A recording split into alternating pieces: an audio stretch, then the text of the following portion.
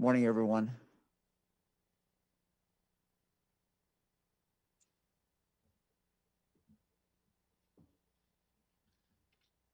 Good morning.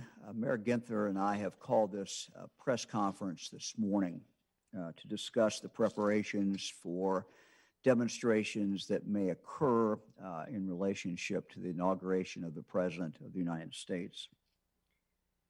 We're joined today by Columbus Police Chief Thomas Quinlan.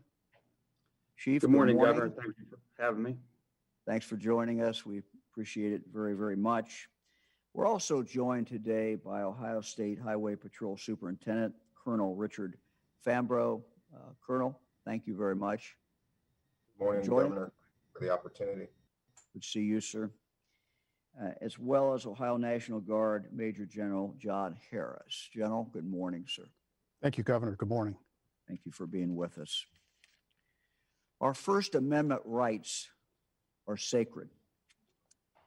We must always and will always respect the rights of peaceful protesters. However, I think all Americans were horrified by what we saw just a few days ago in our nation's capital, where a mob attacked the Capitol, where individuals died as a result, and where really the Constitution itself was under attack. We were horrified by what we saw. The sad truth is that there are people in our country who want to turn peaceful protests into opportunities for violence. These are violent people, and their violence will not be tolerated in Ohio. And it will not be tolerated anywhere. Just as we respect and will protect peaceful protesters, we will also just as vigorously resist violence. That violence will not be tolerated. So, the Ohio State Highway Patrol will be out in force in Columbus. The Ohio National Guard will be out in force in Columbus. Our Guard will be there to back up local law enforcement and to back up the Ohio State Highway Patrol. Both will have a significant presence in Columbus. Also, both will be available for any place else where trouble might arise. We have a strong relationship with our mayors, as we demonstrated, I think, this past summer. And when the patrol or the National Guard is needed to back up local police, they will be there, and we will respond quickly. I have a proclamation to sign that officially mobilizes the Guard to be in Columbus and to be anywhere else in the state that they are, in fact, needed. This is a proclamation that I am going to sign right now, and I will read a small portion of it. Now, therefore, I, Mike DeWine, Governor of the State of Ohio, hereby authorizes as needed in state activity duty status those personnel and units of the Ohio National Guard as designated by the Adjutant General that are needed to assist the state and local authorities. I will now sign the document.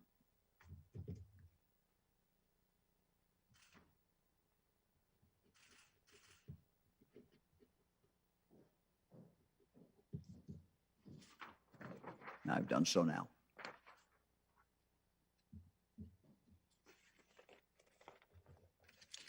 Further, I have, at the request of our federal government, we are now, I've authorized the deployment of 500 more members of the Ohio National Guard, making a total of approximately 700 members of the National Guard that will be, and some are already, in the national capital area in Washington, D.C. or close by.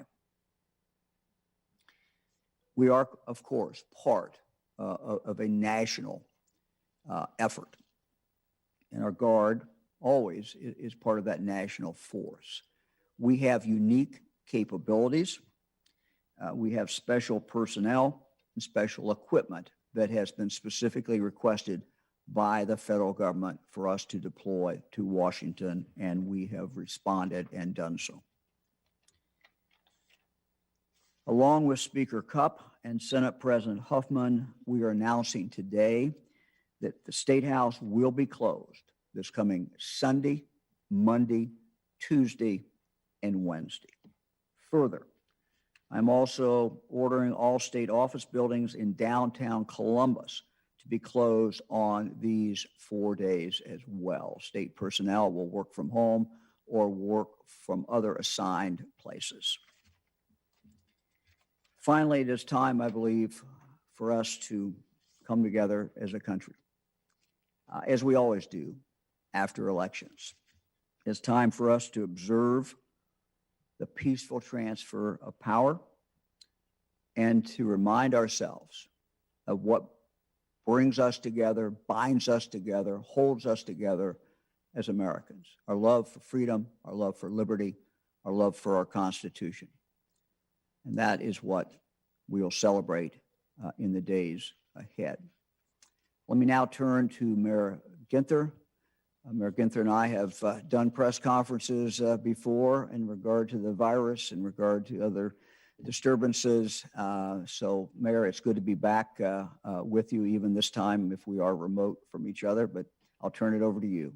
Thank you.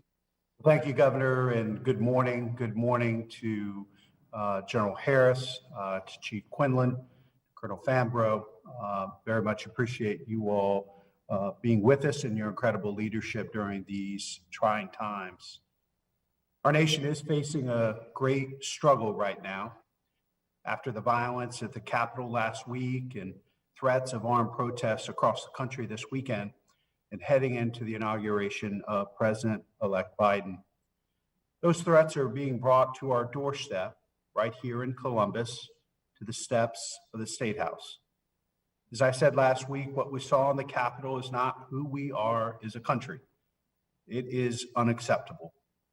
It was a vile demonstration of the worst elements of our society that we cannot ignore and we must root out and guard against, lest it be allowed to squelch the pursuit of equality and the common good that defines who we are as a people. In the coming days, we will not allow hate, violence, and destruction to be part of our city. Our Constitution gives everyone the right to protest peacefully. It does not give anyone the right to incite violence, harm, or intimidate others or destroy property. Governor DeWine and I stand together on this. This is not a Democrat or Republican concern. This is not a partisan issue. It is our responsibility as Americans and elected leaders to protect the safety of our residents and defend our city, state, and nation against those who seek to tear it down. Hate has no place in Columbus, Ohio, or these United States of America. We're taking every measure together to assure the safety of our residents and protection of our institutions. That means activating the National Guard. That means close collaboration between the Columbus Division of Police, Ohio State Highway Patrol, Homeland Security, and the FBI. We can do our part to keep our city safe as well. What hate groups want is confrontation, to give them a platform and to amplify their message. Let's not give it to them. Avoid planned protests this weekend and leading up to the inauguration. Be aware of your surroundings and your situation. Leave if you do not feel safe. Seek help if you see something suspicious. If you see something, say something to make sure we protect our neighbors. And find peaceful ways to celebrate the lessons in life and legacy of Dr. Martin Luther King Jr., who we celebrate birthday and honoring on Monday. As you all know, Governor DeWine and I have worked together closely over the last year on some of the most difficult issues our city and state have ever faced. Let me say it again. We stand together on this, protecting the safety and security of our city, our state, our residents, and those brave men and women who have answered the call to protect all of us. Thank you, Governor. Thank you, Mayor. The mayor and I will now take questions. First question today is from Farnoosh Amiri at the Associated Press. Hi, Governor. Hi, Mayor Ginther. Thanks for Morning. holding this today. I would like to just clarify how many specific National Guards will be based in the state and available for Columbus or anywhere else, and how many you are reserving for Washington, D.C. Yeah, let me go to General Harris. I would just say that my instructions to the general is that as many people as necessary, many members of the Guard as necessary, we will use. And I think the number that we are sending to DC is in the neighborhood of 700. General, I'll turn it over to you now. Yes, sir. Thank you. Thanks for the question.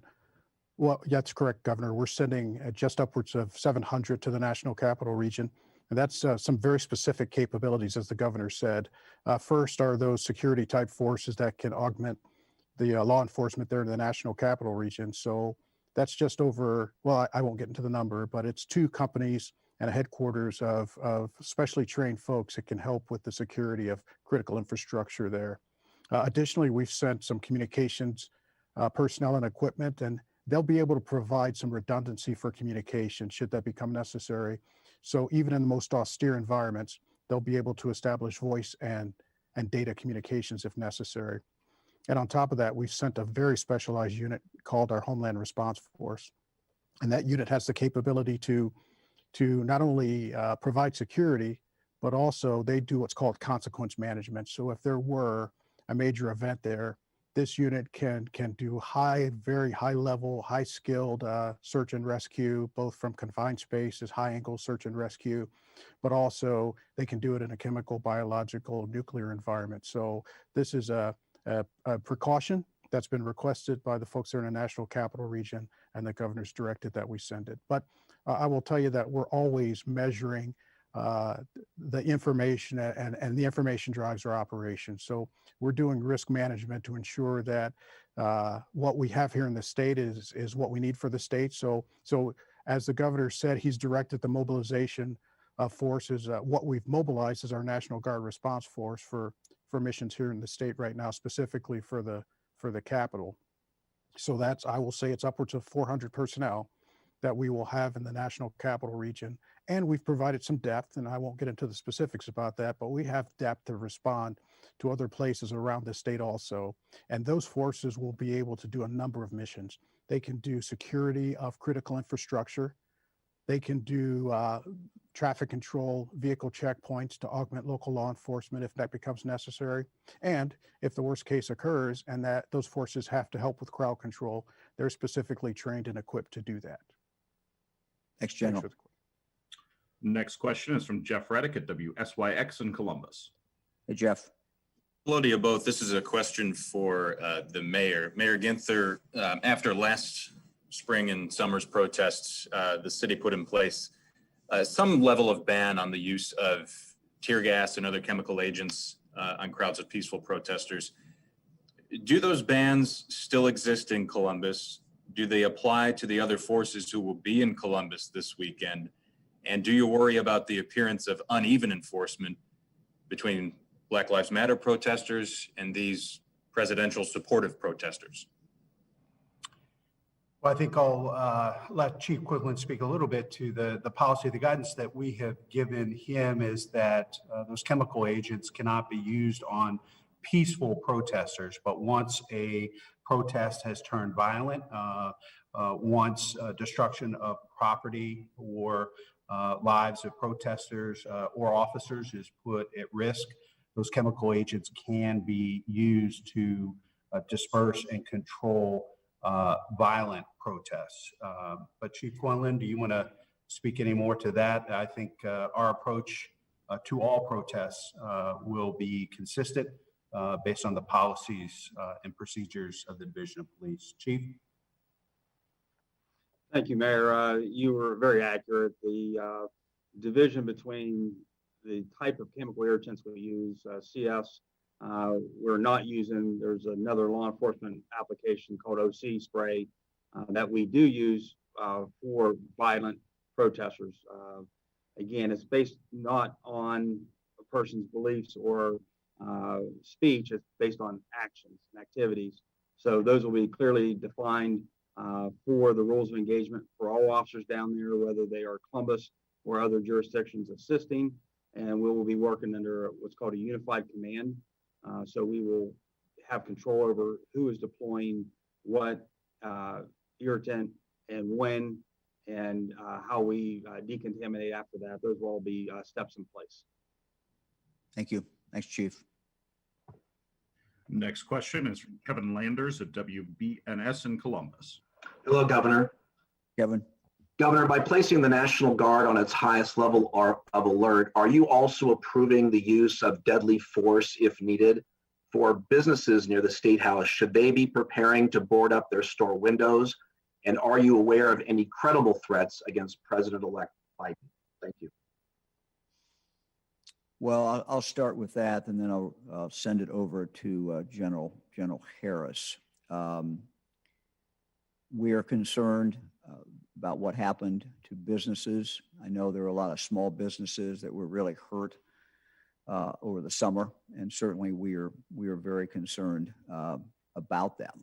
And that is part of the reason, number one, you protect life. Number two, you protect property. We protect state buildings, but we also, I know the unified force has concern about businesses as well. So let me refer, as far as the force level, to the protocol and what the order is in regard to. Let me go to General Harris for that. Yes, sir.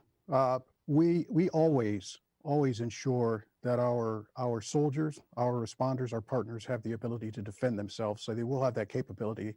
But that's, of course, a last resort. The most important things that we can do to avoid the use of deadly force is, number one, we ensure that all of our members are not only aware of the rules on the use of force, but that they actually carry a pocket card and that we rehearse it. We put our leaders, we put our soldiers and our airmen through a number of scenarios, decision-making scenarios, so that they learn and instinctively use the minimum force necessary.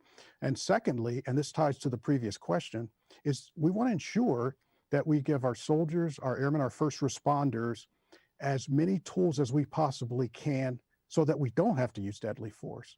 So the use of those irritants, while not desirable, is actually in some cases a safer course of action than the alternatives. So we put as much equipment, as many options in the hands of our personnel as we can, so that we can keep the crowd safe, so that we can keep our service members safe, and not have to respond with deadly force. Next, General. Next question is from Jake Zuckerman at the Ohio Capitol Journal. Hi, Governor, just two quick questions here. One, is there any specific evidence that there will actually be some kind of demonstration at the Ohio Capitol this weekend? And two, the lockdown protest this summer, there was a heavily armed protest, or a heavily armed bunch of protesters. The George Floyd protest, there was the same. When the networks called the election for Biden, there was a self-identified militia at the Capitol. Just last week, there were brawls on the Capitol grounds. Everyone was watching DC, but there were literal fistfights at the Ohio Capitol. Why does it seem like there's just this newfound concern for security there when there's been this armed and kind of pugilistic presence going on all this time?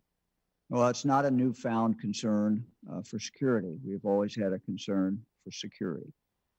We also, though, have seen what happened at the nation's capital.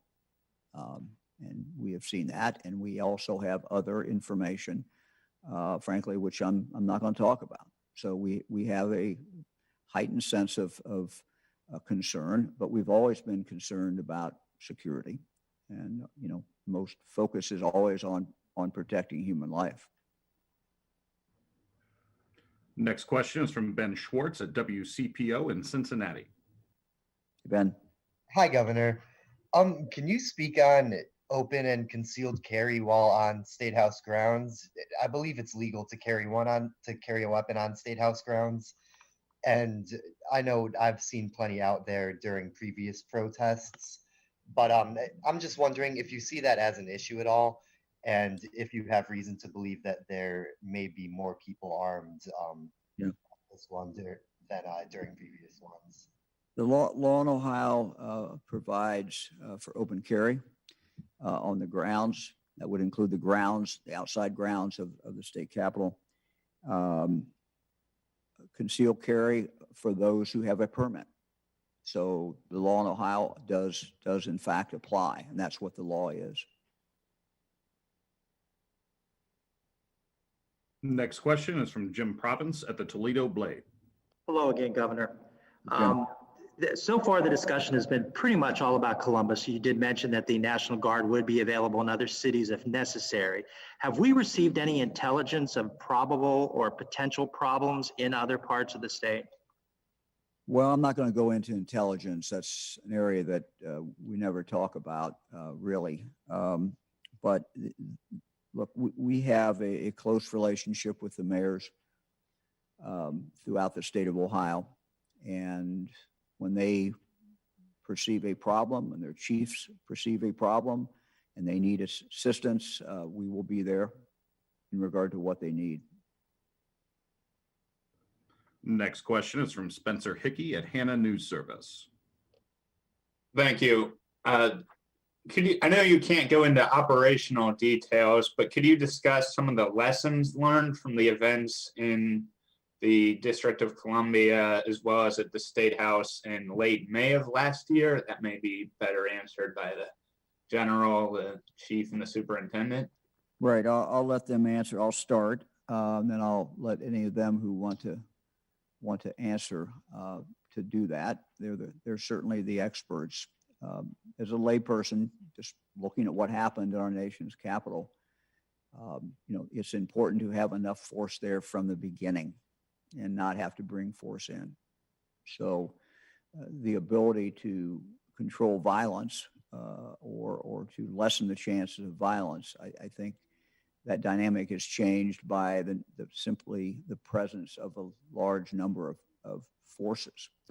So I think if you look at the lesson from last week at the U.S. Capitol, that's abundantly clear. After a while, when they had supplemental forces come in, you saw what they were able to do. So I'll go to any of the other our three experts out there who wants to make a comment. Governor, I'll comment on that. You're absolutely correct, sir.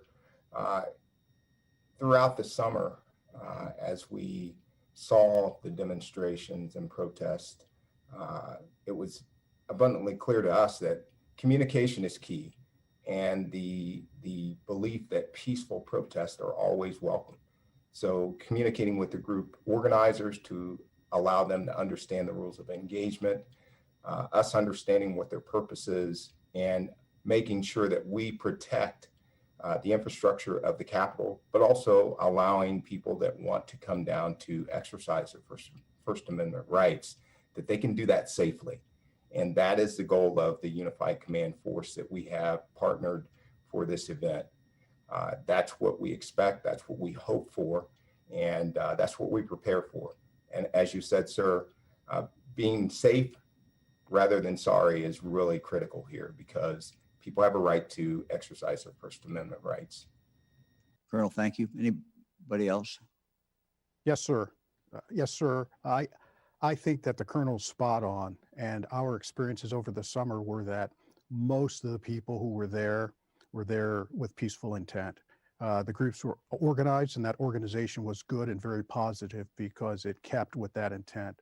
But we also learned that just a few bad actors can be incredibly disruptive, and with large crowds like that can be dangerous. But in general, folks came to exercise their First Amendment rights. That's what they did, and they were incredibly respectful not only to the soldiers but to the police officers and the first responders who were there. But again, I have to emphasize that sometimes those groups are infiltrated by people with bad intent, and that can be dangerous not only for law enforcement and the guard, but also for the people in the crowds who come there to demonstrate peacefully. Mayor or Chief, either one of you want to add anything to that? I will offer the fact that, again, with the general and the colonel were spot on. But to the question on lessons learned from past events, again, what it really did was reaffirm for us the knowledge that when you have people come down to peacefully protest and get a large crowd and some bad actors infiltrate that a different mentality can take over and turn a peaceful crowd into what we've seen in the past. And so we brought all the stakeholders, all the partners together to make sure that we have a plan in place to address and respond appropriately to any hazards that we see. Anyone who saw what occurred at the Capitol, any law-abiding person should be angered at what they saw. So again, we have plans in place here because we have concerns. And with those concerns comes preparation, and we are prepared to work with all of our partners, not just police and fire and National Guard, but with our healthcare workers and other emergency managers to make sure every resource we need is available and every resource we've asked for has been approved. Thanks, Chief. Next question is from Alex Ebert at Bloomberg. Thanks much for having this discussion. Really appreciate the experts and your time.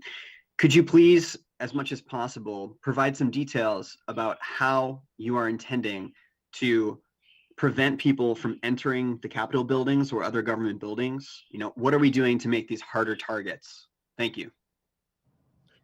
Yeah, I'll refer to the experts here. I'm not sure we want to get into all the details, but anybody who wants to take that.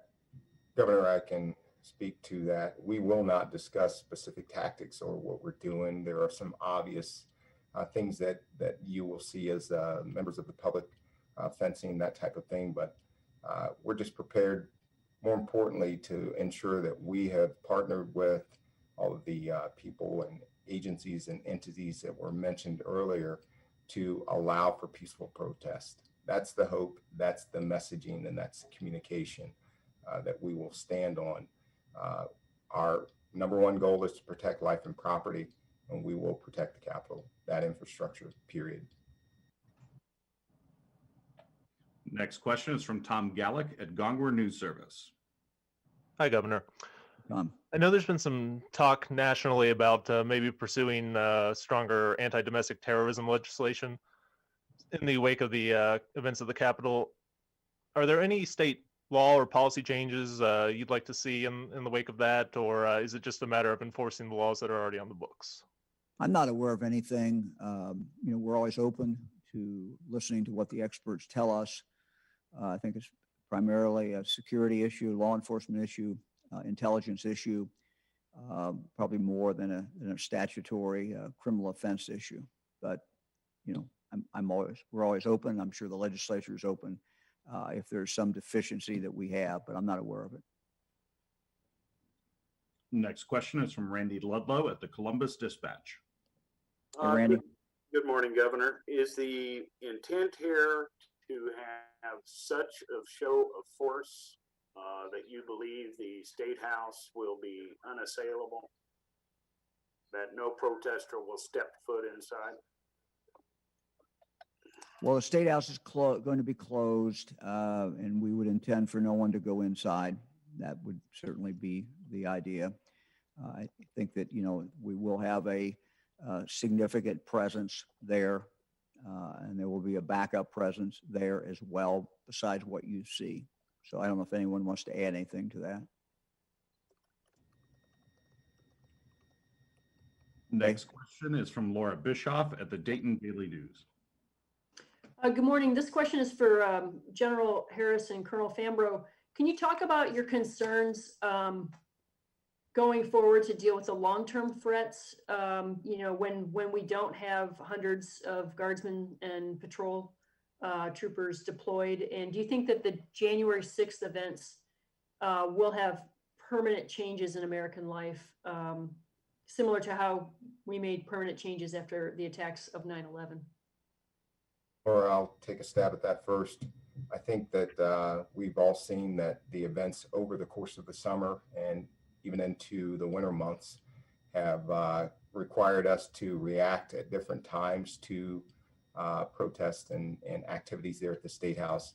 We are a force that is ready to respond to those, and we continue to prep and plan for those as a daily occurrence. So that's how I would answer the first part of that. The second part, yes, the events of January 6th change the way we look at things, but it's not really different from a planning and perspective that we look at security throughout what we do as an agency.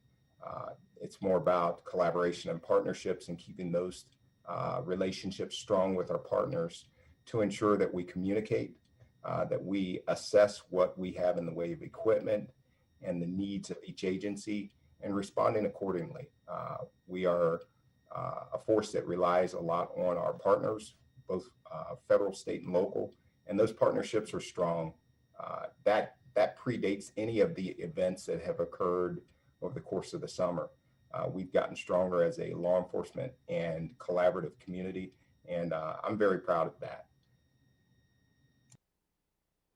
I'd like to add, I think that the word collaboration is critical, and the partnership that you see here, the partnership between the National Guard, the State Patrol, the CPD, and police departments all over our state is something that's persistent, because it's our job to be, for lack of a better term, paranoid. So we're always assessing the situation, and those partnerships are what allow us to do that. So we're always adjusting and adapting to the current information, whether that's in cyberspace or whether that's the nature of the responses that we're preparing for now. But we consider those concerns to be persistent. So as I said before, information drives operations. So that determines where we focus our efforts and for how long we focus those efforts. But I guess the short answer is we never really consider the concerns gone. We never consider the concerns at zero. We as the military, we don't collect information on U.S. persons, but we rely on our partners to always help us determine what's the best place to focus our priorities when it comes to responding to the needs of the citizens of Ohio. Let me just add that we have known that we have domestic terrorists in the United States, and they're a grave concern. I think the only thing that really changed in regard to the events at the Capitol is it was displayed for the whole country and the whole world on live TV. And the images that continue to be shown show the gravity of it. But domestic terrorists have been a problem in this country and remain a problem in this country. Next question is from Jordan Vandenberg at WEWS in Cleveland.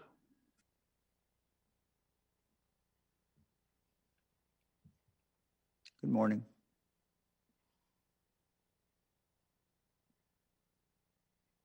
We'll skip Jordan. Next question is from Joe Ingles at Ohio Public Radio and Television. Joe. Governor, hi. The Michigan governor is saying that basically the Statehouse up there is not really deemed to be as safe as it needs to be. Let me ask you, do you feel that the Ohio Statehouse is safe? Not just this weekend, but is it safe in general? And are legislative or maybe administrative changes needed to make it safer in these troubled times? I think the times we live in require us to constantly reevaluate security. And so a reexamination of the security at the State House, I think, is appropriate at this point. Next question, we'll go back to Jordan Vandenberg at WEWS in Cleveland. Sorry about that, Governor. Good morning. My question is around the clear distinction between peaceful protesters and agitators. As we've seen in protests over the years, there is a very, very clear line between those two parties. My question is, how difficult is it to not only identify those agitators, but also possibly prevent them from causing harm? Well, I'll start on that, and then we'll see if anybody else wants to make a comment. I mean, clearly what we have seen is people who want to commit violence basically hide among people who are there simply to protest. And they use them as cover, frankly. And that's what we see time and time again. Majority of people come to protest, whether it's Black Lives Matter, whether it was in Washington this past week, are there to express their opinion and to protest, and they feel adamant about it. But we've seen that people who have a very different agenda, a dark agenda, can use that as the occasion to be there, to hide among them, and then to carry out their violence. So I'll see if anyone else wants to comment. Thank you, Jordan. This is Tom Grant, Columbus. I get asked often by community members, what can we do to help the police keep our city safe? And in this instance, what I would ask is that if you do not have business downtown in the next several days, from Friday through next Wednesday, take that time to take your family out to support a local business or restaurant, or go to a park. Avoid the area downtown, but you certainly have the right, people have the right to peacefully protest. And if they do, then what I would implore them to do is follow the directions of the public safety professionals that are down there to keep you safe. That's how we can best separate those who are engaged in unlawful behavior from those who are down there to exercise their lawful rights. Just follow our directions. We will maintain as much safety as we can for you if you comply and maybe step aside or go in the direction we ask you to go, until we deal with those who are bent on causing harm to people, harm to our property and businesses, harm to our institutions and symbols of government. We will deal with those and then reestablish a safe location for you to return to. So my request would be to avoid the area. If you choose to come down, please just follow our directions so we can maintain the safety, and we will make sure that we deal with those who are there for illegal purposes. Excellent points, and I might add, I spoke earlier about communication and collaboration. I'll talk a little bit about the command staff that we maintain at the State House. One of their principal duties is to ensure that, again, those people descending on the State House can do so and exercise their right to free speech in a peaceful manner and in a peaceful environment. That entails meeting with group leaders to establish those ground rules and communicate and understand if something happens or something goes south, we know who to connect with. And they do that often. And I'll praise some of those group leaders over the course of the summer that took the opportunity to ensure that two-way communication was there, but also turning over bad actors that they identified as not being a part of their group or their messaging, and ensuring that the troopers or the police officers down there, or deputies, knew who was identified as a bad actor and not a part of their group or their belief system. So I would just ask and echo what the chief said and add to that, that communication piece is important, again, to allow people to peacefully assemble and protest and express their rights. We're there to listen. We hear what you have to say. We understand that you have a right and a belief system that you want to display and communicate, and we're there to assist you in doing that. But we ask that you follow those ground rules, and more importantly, communicate with us And as the mayor said, if you see something, say something. Next question is from Meredith Stutz at WLWT in Cincinnati. Good morning, Governor. Morning. My question to you and everyone on this call is, considering what we saw last week in Washington and the ever-shifting social media and online landscapes that we're seeing in real time, how confident are you in the intelligence, pre-intelligence that you all have that will be reliable throughout the next several days? And how confident are you that that can get through to not only the people on this call, but also to individual troopers and law enforcement officers? And also, if you would care to comment on any concerns you have of this large amount of law enforcement gathering and potential protesters gathering during a pandemic. Well, I think intelligence is always, you always ask the question, do we have enough intelligence? Are we getting what we need? I spent 12 years on the Senate Committee on Intelligence, and for the world, obviously, as we look at the world, do we have enough intelligence? And so it's the same way in law enforcement. I don't think you ever have enough intelligence, and you always do, in fact, worry what, do you have enough information? But I'll turn it over to the law enforcement side and see if anyone wants to comment, or General Harris wants to comment. Thank you, Governor. Just real quick, without going into what intelligence is available to us, what I will say for the confidence of people that find themselves in this area is that we have had routine calls and information sharing between the U.S. Conference of Mayors, major city chiefs, capital city mayors and chiefs, FBI, state fusion centers. We are communicating frequently with what information is available, what we need to know to make solid decisions that are right for our community.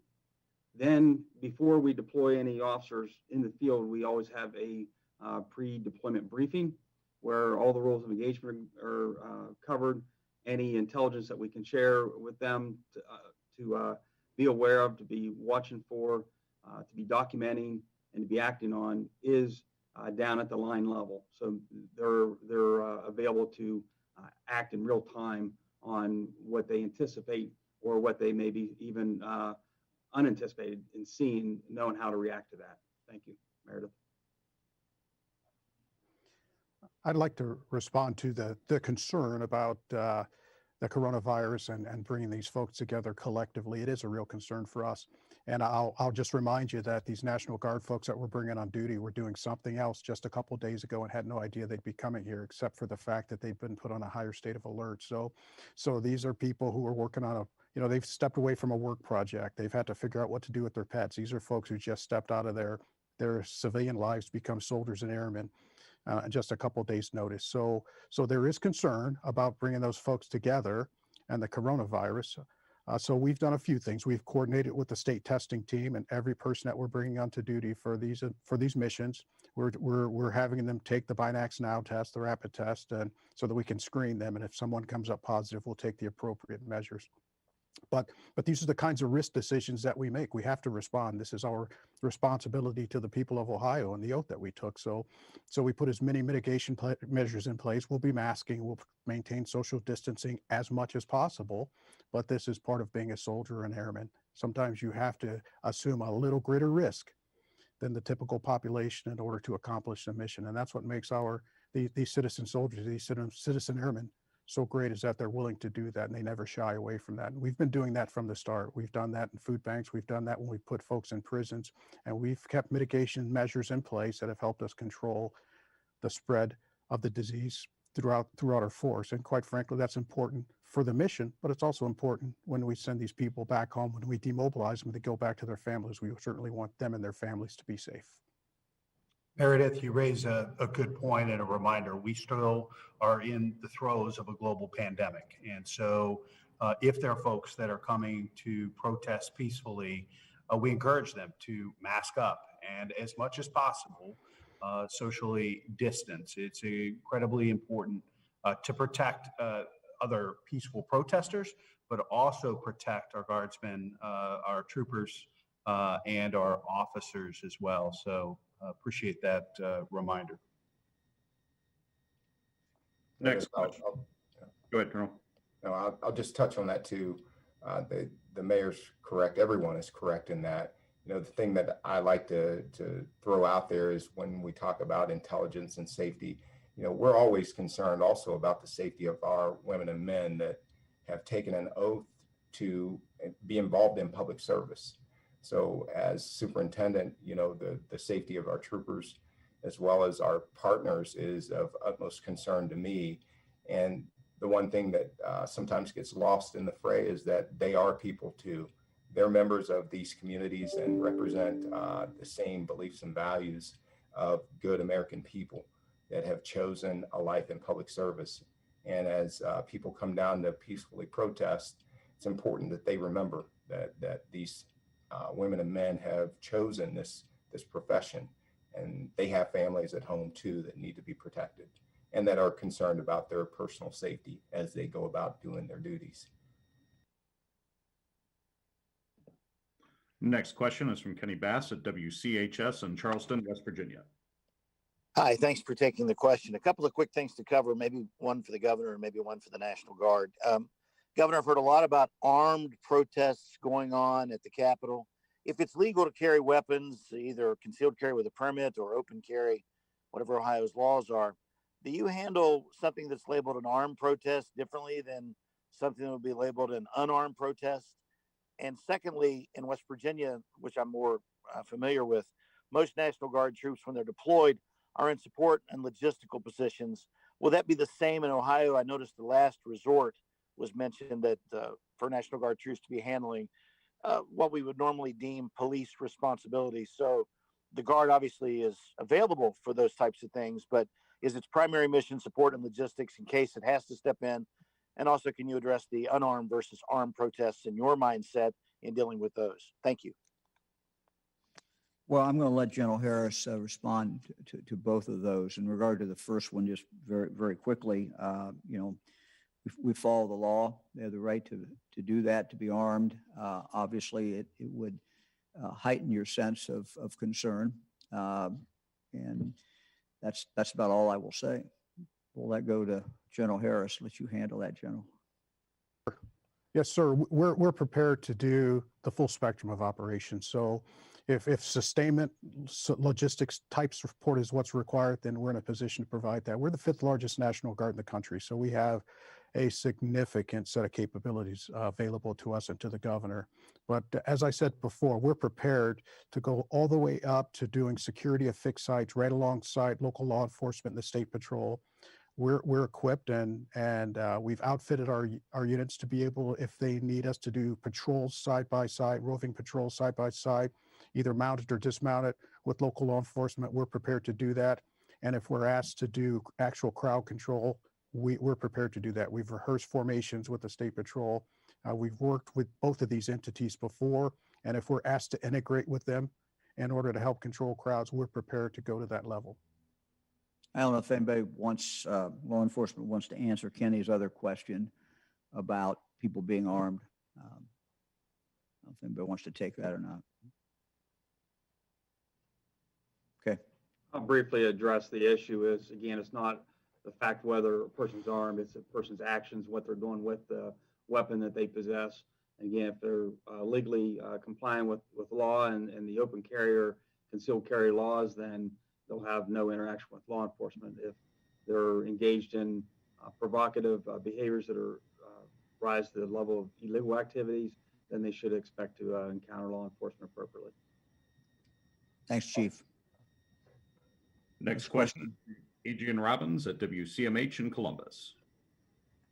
Thank you, gentlemen. My question is for Mayor Ginther or Chief Quinlan. We're talking a lot about the Ohio Statehouse, obviously, but how concerned are you about threats throughout the Columbus area? And what's your recommendation if these people live, work, or own businesses downtown or just in the general downtown area? What should they do over the next week? I appreciate the question. I think we have spoken mostly about the Statehouse and in the downtown area.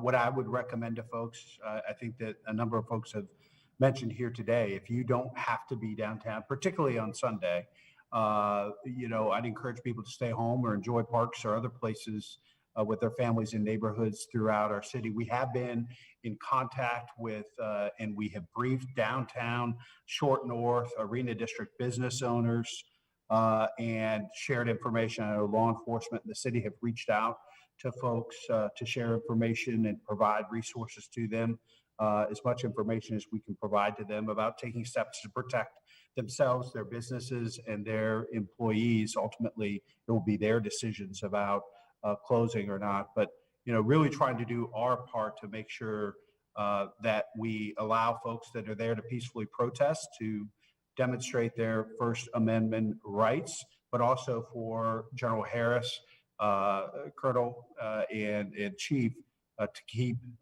them safe, but the greater community safe as well. And so we're going to continue to work together with the state, federal, other authorities to make sure that regardless of what part of town, that both protesters and the public are safe. Next question is from Jeremy Pelzer at cleveland.com. Hi, Governor. Thanks to you and all the officials on this call for taking our so many questions. Do you guys have any idea or even an estimate of how many people you're expecting to show up? I mean, are we talking thousands, hundreds, dozens? Do you have any idea? Anybody want to take that? We don't. It's Colonel, sir. We don't have any idea, Jeremy. I wish we did know, but we plan as if we can handle crowds from 1 to thousands. Next question is from Dan DeRose at WOIO in Cleveland. Good morning, gentlemen. I think everything's really been covered here on the security front, so I'd like to unfortunately break protocol a little bit. Governor, Summit County rolled out their plan for the vaccine